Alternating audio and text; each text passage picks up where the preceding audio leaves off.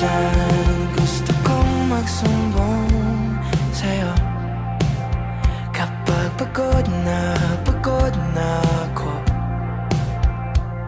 Tama ba bang init na yakap mo ang hinahanap ko? Minsan gusto ko tumawag sa'yo para lang marinig ko ang boses mo. Mali na ba kapag nakangiti ako?